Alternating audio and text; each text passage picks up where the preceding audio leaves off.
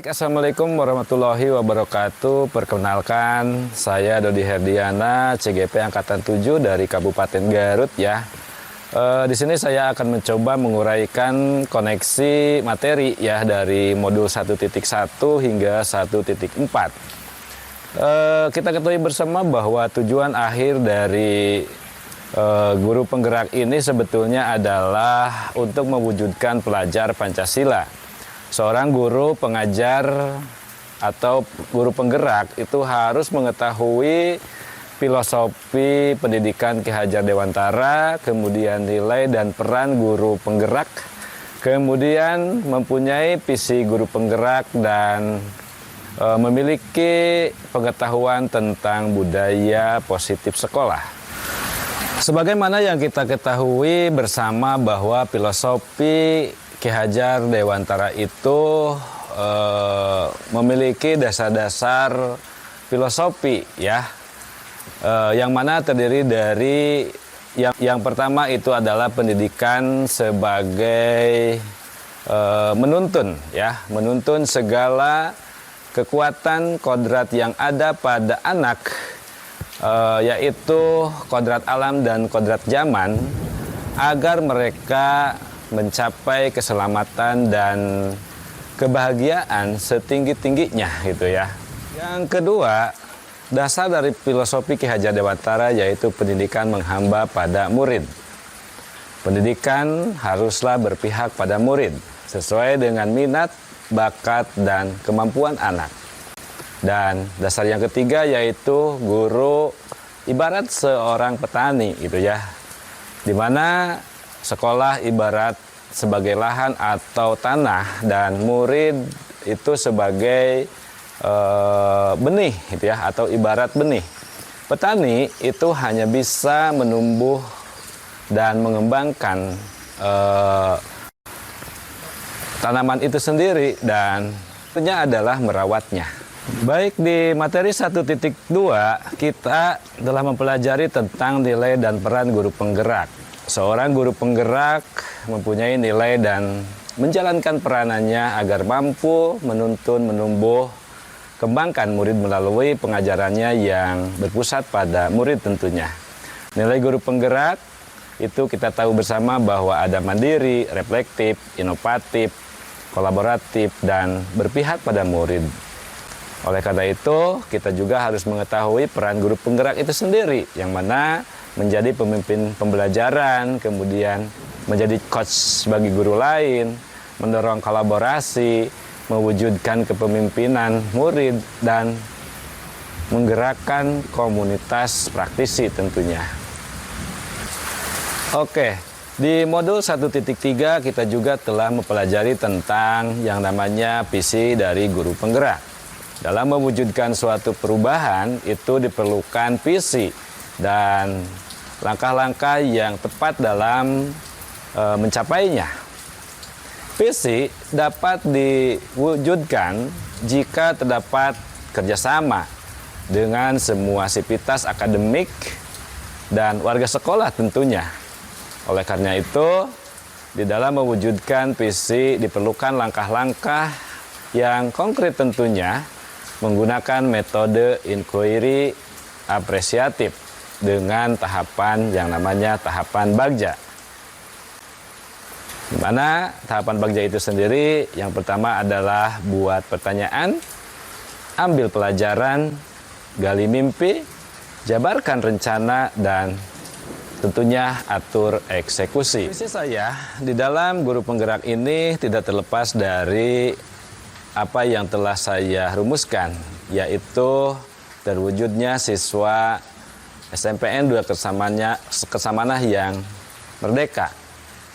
Merdeka itu terdiri dari mandiri, kemudian edukatif, responsif, demokratif, empati, kreatif, dan yang terakhir adalah agamis. Nah, rekan-rekan, pada modul 1.4 ini kita mengenal yang disebut dengan budaya positif. Dengan adanya penerapan tahapan bagja yang terdapat di dalam materi 1.3 tersebut gitu ya, akan muncul pembiasaan-pembiasaan positif di sekolah kita yang dikenal dengan budaya positif. Budaya positif akan menimbulkan rasa aman dan nyaman bagi murid dalam proses pembelajaran tentunya. Budaya positif juga dapat mendorong murid untuk mampu berpikir, bertindak, dan mencipta sebagai kemerdekaannya sendiri. Sehingga murid lebih mandiri dan bertanggung jawab tentunya.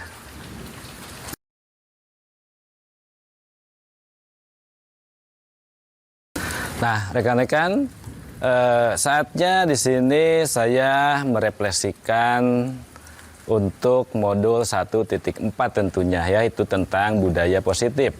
Yang mana yang pertama itu adalah sejauh mana pemahaman Anda tentang konsep-konsep inti dalam modul 1.4. Nah, di sini ada 5 konsep inti yang saya dapatkan, yaitu yang pertama adalah disiplin positif, yang mana merupakan pendekatan mendidik anak untuk melakukan kontrol diri dan pembentukan kepercayaan diri.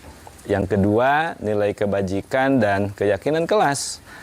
Tujuan mulia di sini mengacu pada nilai-nilai dan prinsip mulia yang dianut seseorang. Yang ketiga adalah posisi kontrol. Pemberi hukuman, pembuat merasa bersalah, di mana di sana juga ada kontrol sebagai teman, pemantau, dan yang terakhir adalah sebagai kontrol manager. Yang keempat, itu inti dari modul 1.4 adalah bagaimana 5 kebutuhan dasar itu harus dimiliki oleh seseorang. Yang pertama adalah ada survival atau bertahan hidup, kemudian ada love, kasih sayang dan rasa diterima, kemudian ada power, penguasaan, kemudian ada kebebasan, dan ada juga yang disebut dengan fun atau kesenangan. Dan yang kelima merupakan segitiga restitusi.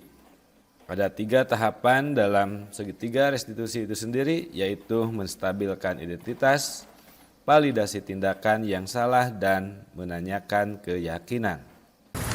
Yang kedua, perubahan apa yang terjadi pada cara berpikir saya dalam menciptakan budaya positif di kelas maupun di sekolah ketika saya telah mempelajari modul ini? Saya pikir bahwa untuk menciptakan budaya positif harus melibatkan siswa dalam perencanaannya hingga pelaksanaannya, dengan harapan mewujudkan kelas atau sekolah yang aman, nyaman, positif berdasarkan keyakinan kelas ataupun sekolah. Adapun yang perlu diperbaiki adalah posisi kontrolnya. Posisi kontrol seorang guru yang selama ini cenderung sebagai penghukum dan pembuat merasa bersalah itu tentunya harus didorong supaya menuju posisi seorang manajer. Adapun yang perlu diperbaiki adalah posisi kontrolnya. Posisi kontrol seorang guru yang selama ini cenderung sebagai penghukum dan pembuat merasa bersalah itu tentunya harus didorong supaya menuju posisi seorang manajer. Selanjutnya, rekan-rekan, bahwa terkait dengan pengalaman dalam penerapan konsep-konsep tersebut, ya, hal apa sajakah yang sudah baik, adakah yang perlu diperbaiki di dalam konsep-konsep tentang budaya positif ini? Menurut saya, hal yang baik sudah ada di lingkungan kelas dan sekolah, adalah disiplin positif, nilai-nilai kebajikan, serta keyakinan kelas yang dibangun bersama dengan berpihak pada murid tentunya. Adapun yang perlu diperbaiki adalah posisi kontrolnya. Posisi kontrol seorang guru yang selama ini cenderung sebagai penghukum dan pembuat merasa bersalah itu tentunya harus didorong supaya menuju posisi seorang manajer.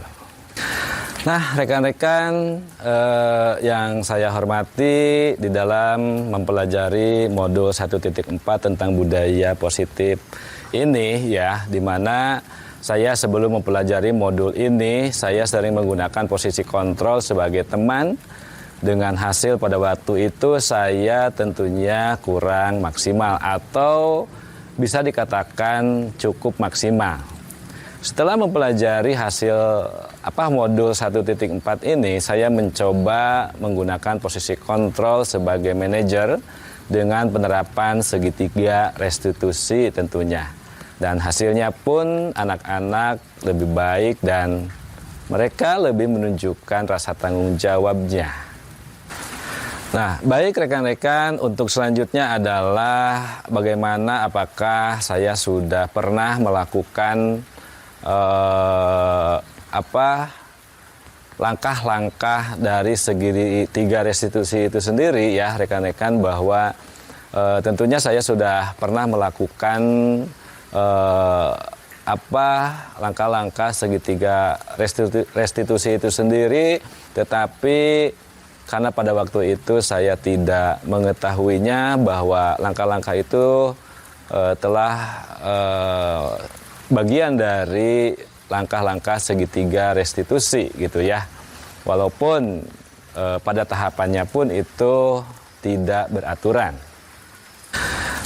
Rekan-rekan, di penghujung refleksi ini ya, di mana selain konsep-konsep yang disampaikan dalam modul 1.4 tentang budaya positif, hal yang membuat saya penting untuk dipelajari dalam menciptakan budaya positif itu sendiri adalah tentunya berkolaborasi dengan rekan sejawat atau bekerja sama dengan rekan sejawat, kemudian dengan stakeholder yang lain, kemudian semua sivitas sekolah gitu ya, untuk mewujudkan nilai-nilai kebajikan yang membangun budaya positif sekolah tentunya.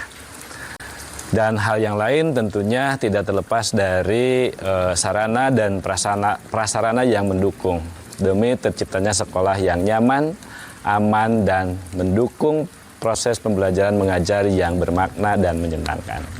Oke rekan-rekan, itulah sedikit penggalan dari keterkaitan antara materi 1.1, 1.2, 1.3, dan 1.4. Oke, tetap semangat rekan-rekan calon guru penggerak angkatan ke-7. Semoga sehat selalu.